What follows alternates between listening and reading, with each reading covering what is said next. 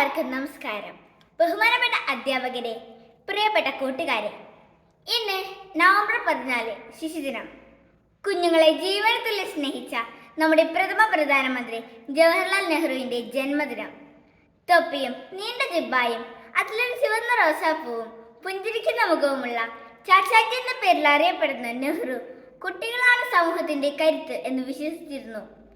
ആധുനിക ഇന്ത്യയുടെ ശില്പി എന്നാണ് അദ്ദേഹം അറിയപ്പെടുന്നത്.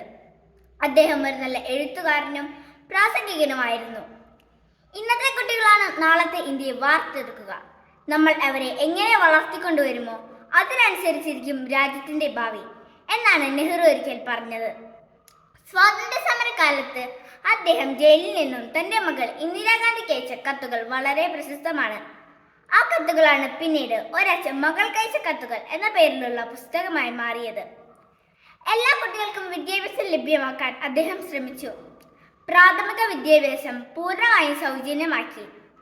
ഗ്രാമങ്ങൾ തോറും ആയിരക്കണക്കിന് വിദ്യാലയങ്ങൾ നിർമ്മിക്കുകയും കുട്ടികളിലെ പോഷകാഹാരക്കുറവ് നികത്തുന്നതിനായി ഭക്ഷണവും പാലും സൗജന്യമായി നൽകുന്ന പരിപാടിക്ക് തുടക്കം കുറിക്കുകയും ചെയ്തു. ജാതിമത വ്യത്യാസമില്ലാതെ മനുഷ്യരെ സ്നേഹിക്കാനും അവർക്ക് വേണ്ടി നന്മ ചെയ്യാനും നമുക്ക് കഴിയട്ടെ എന്ന് പറഞ്ഞുകൊണ്ട് ഞാൻ എൻ്റെ വാക്കുകൾ നിർത്തുന്നു. ഒരിക്കൽ കൂടി എല്ലാവർക്കും എൻ്റെ ശിശുദിനാശംസകൾ.